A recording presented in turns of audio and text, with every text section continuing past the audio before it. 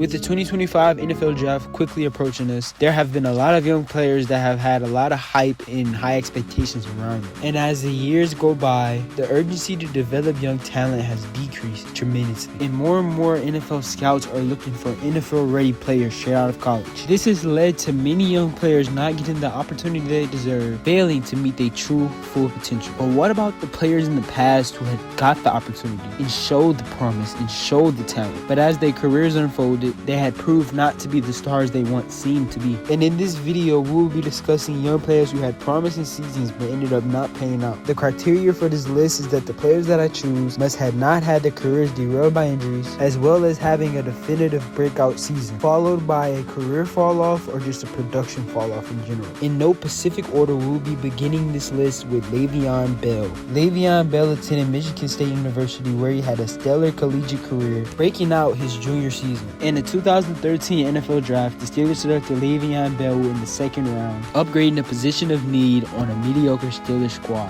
Le'Veon Bell bursted onto the scene with a stellar rookie year, putting up 860 rushing yards with 8 TDs, while also boasting 45 receptions with 400 yards. Le'Veon Bell continued his success in his second season, where he put up a career year. In 2014, he put up 1,361 rushing yards with 8 TDs while catching 83 passes for 854 yards. Le'Veon Bell put up a 2,000 scrimmage yard season. This season got the attention of all the NFL, catapulting him as one of the top running backs in the league at the time. Le'Veon Bell continued to produce in the years coming, capturing 2 first-team All-Pros, 3 Pro Bowls, and also was the rushing TD leader for a year. His patient running style mixed with his great vision and change of pace made him one of the hardest running backs to predict in his prime. But as contract talks came up, Le'Veon Bell did not like what he was hearing because he wanted more guaranteed money. And this led to Le'Veon Bell sitting out a full year. While the Pittsburgh Steelers did offer Le'Veon Bell a bigger contract than he eventually signed with the Jets, he felt disrespected by the franchise and instead opted to sign for a 4-year, $52 million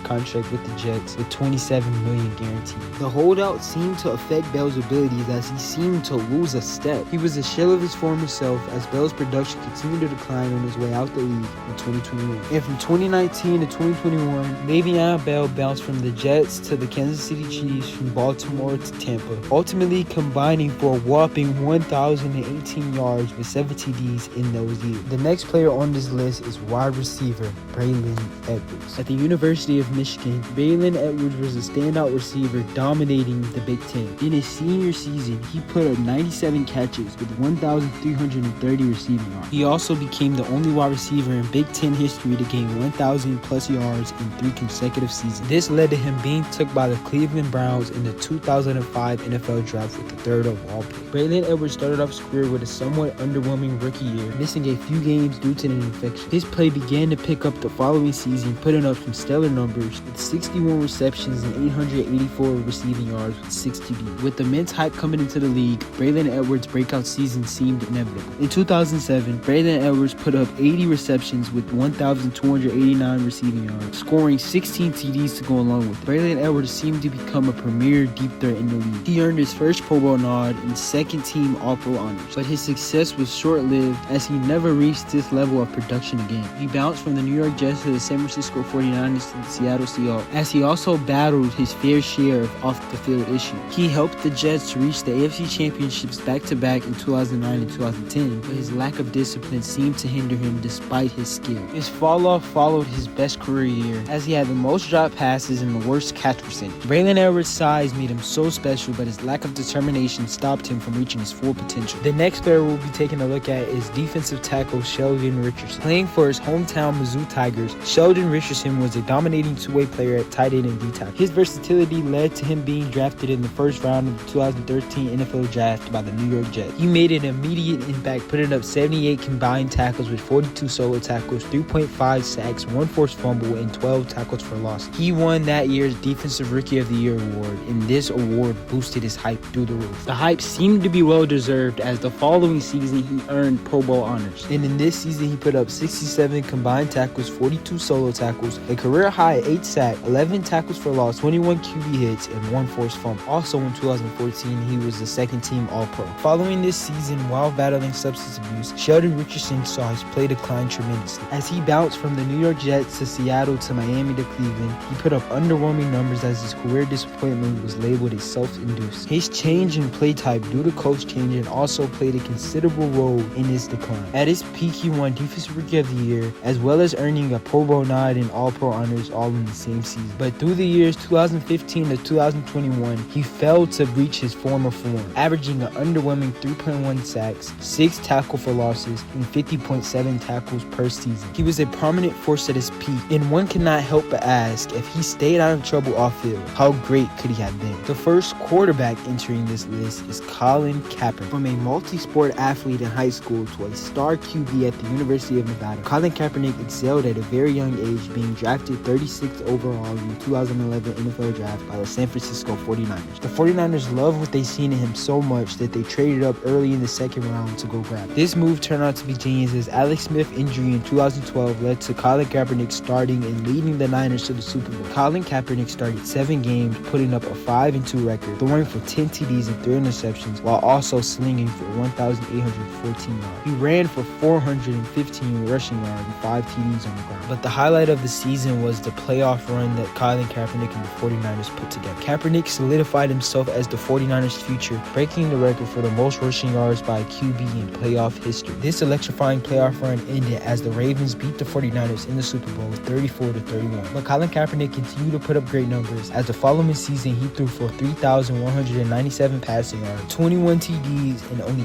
8 interceptions. He led the 49ers to a 12-4 record, as well as rushing for 424 rushing yards and 4 TDs on the ground. This season ended with a heartbreaking loss in the NFC Championship game to the Seattle Seahawks. Colin Kaepernick was at the top of his game, and his team was at the top of their game. But it still somewhat seemed like Colin Kaepernick didn't get the credit he deserved. Ultimately, though, he never will reach these heights again. Although his play didn't massively decline like the team's success, Colin Kaepernick saw himself out the league by the end of the 2016 season. However, this was in large part to his acts of protest and activism, kneeling instead of standing during the Pledge of Allegiance. His rushing ability truly made him a special player, while also being the top 10 in lowest interception percentage made him the ultimate dual threat. Colin Kaepernick's story is truly a unique one, from being the only player in NCAA history to record 10K passing yards and also 4K rushing yards, to reaching a conference championship in his second year, to being blackballed by the NFL just a few years after. It's safe to say Colin Kaepernick is one of the biggest what-ifs in NFL history. And before I get to the final player of this video, I'll be naming a couple of honorable mentions. And if you guys want to see a part 2 of this video, I will give in-depth reviews to these players' careers. Now, a few honorable mentions I want to make are Kelvin Benjamin, Chase Claypool, and Jalen Smith. The last player we'll be looking into in this video is Juju Smith-Schuster. If you're an NFL fan, I'm pretty sure you know Juju Smith-Schuster. At a young age, Juju was deemed special, being a 5-star out of high school and recognized as top Pac-12 wideout. Juju was selected 62nd overall of the 2017 draft, making an immediate impact behind Antonio Brown, as many fans speculated a passing of the torch being inevitable. In his sophomore season, Juju broke out for 111 receptions for 1,426 yards, earning his first Pro Bowl nod. Following Antonio Brown's departure, Juju was handed the keys to the wide receiver 1 position. He put up underwhelming numbers in his new duties, receiving for only 500 yards while missing 4 games due to injury. Juju's numbers continued to dip while playing for Kansas City and New England. Despite this, he still won a championship in Kansas City. But Juju's expectations were extremely high coming into the league. Though at first he seemed to be as good as advertised, as the Steelers' offense evolved, Juju's talents vanished, being a bigger presence online than on the field. Juju was the youngest player to reach 2,500 receiving yards at 22, also while earning himself 1 Pro Bowl in 2018. Known for his strength and ability to make contested catches as well as his slick route running, Juju was looked at as one of the most reliable targets in his prime. But his prime was short-lived, as some people blamed his social media following for his on-field decline. I believe the moment was too big for Juju in Pittsburgh, and I don't believe he's a valuable wide receiver one in this league. But let me know in the comment section what players that I missed in this list, and what players showed a lot of promise early in their career that just didn't pan out to be as great as people thought they were going to be.